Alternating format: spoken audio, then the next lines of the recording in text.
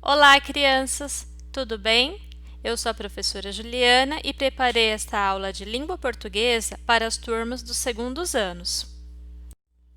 Na aula de hoje, farei a leitura de 3 textos que falam do mesmo assunto.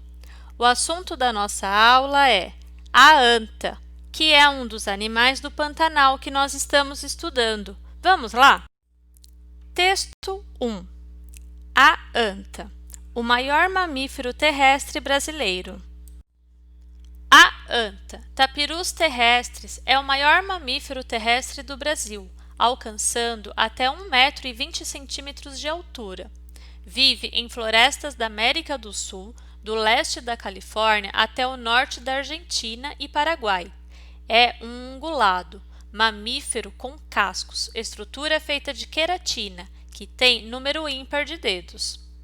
A característica mais distinta da anta é a sua narina, longa e flexível, que parece uma pequena tromba. Possui corpo robusto, cauda e olhos pequenos, crinas sobre o pescoço e coloração marrom acinzentada. Alimenta-se de matéria vegetal, folhas, frutos, vegetação aquática, brotos, gravetos, grama, caules, que é digerida graças à presença de micro-organismos que vivem em seu aparelho digestivo. Dispersa sementes com as fezes, ajudando no reflorestamento das matas. A anta, também conhecida como tapir, é um animal solitário que sai à procura de um parceiro apenas na época reprodutiva, emitindo alguns sons para localizá-lo. Quando assustada, corre pela mata ou salta na água. É ágil em áreas abertas ou fechadas e ótima nadadora. Possui hábitos noturnos, porém também pode realizar atividades durante o dia. Costuma usar trilhas que estão no meio da mata, o que a torna mais vulnerável à caça. Chega a pesar cerca de 300 quilos e viver 35 anos. A gestação dura cerca de 13 meses, nascendo apenas um filhote. Esse possui pelagem marrom, com manchas e listras horizontais brancas ou amareladas, que se perdem depois dos 5 meses. O filhote permanece com a mãe por 10 a 11 meses de vida e atinge a maturidade sexual após os 3 anos. Apesar de não estar na lista de animais ameaçados de extinção, a anta, como muitos outros animais, está perdendo áreas de habitat com a devastação de florestas e matas. A caça para alimentação e esporte, que ocorre em algumas regiões, também a ameaça. Este texto foi retirado do setor de mamíferos Maristela Leiva, bióloga aprimorada. Fonte: Leite Stella, Animais do Zoo.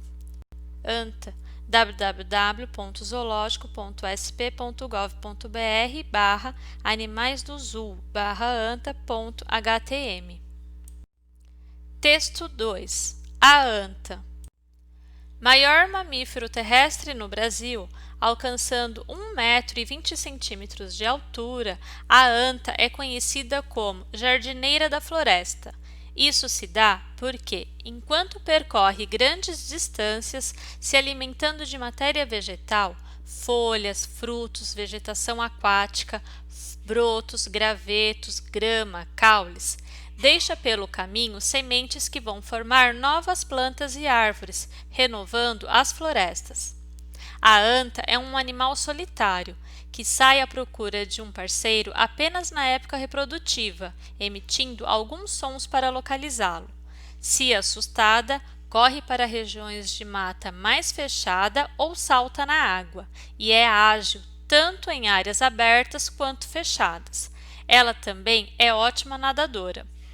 A gestação dura aproximadamente 13 meses, nascendo apenas um filhote.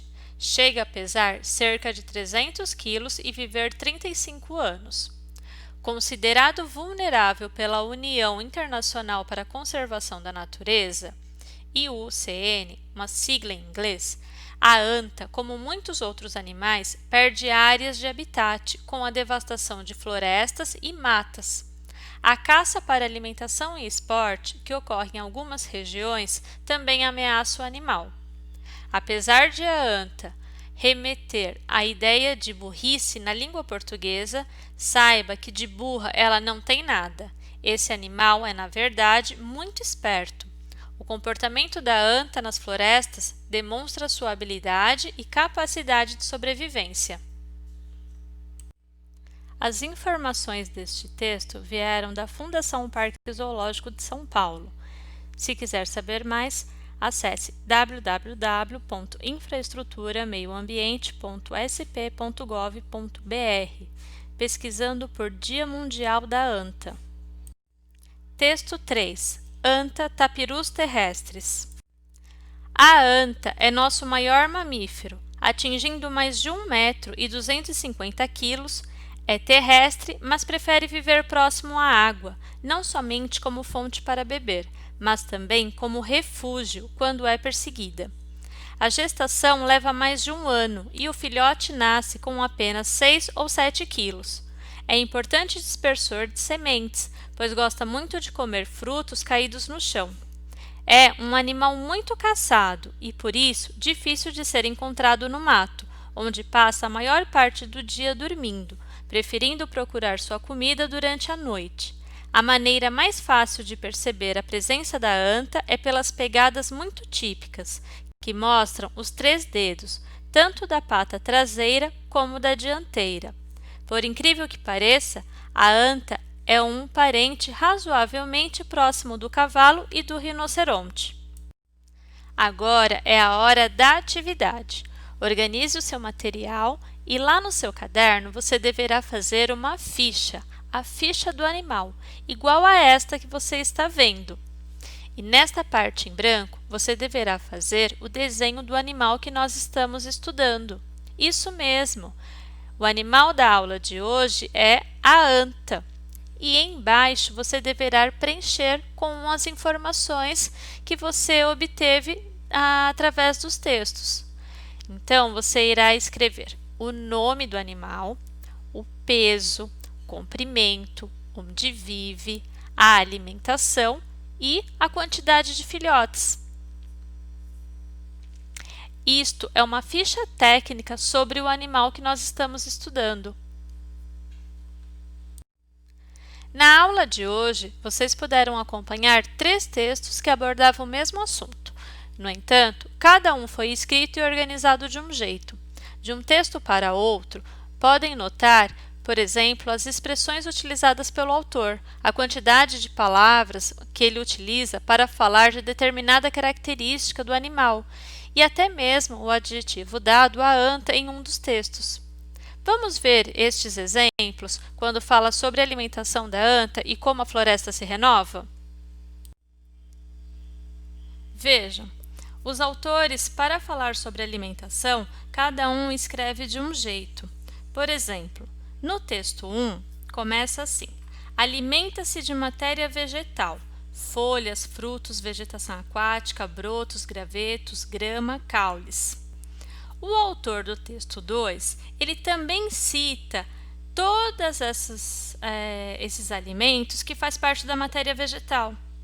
No entanto, ele começa a sua escrita de uma maneira diferente. Ele começa se alimentando de matéria vegetal e em seguida ele cita todos esses alimentos que fazem parte da matéria vegetal. E no texto 3, o autor ele já economiza nas palavras, né? Então ele não usa toda essa diversidade citando quais são de fato esses alimentos. Ele simplesmente escreve: gosta muito de comer frutos.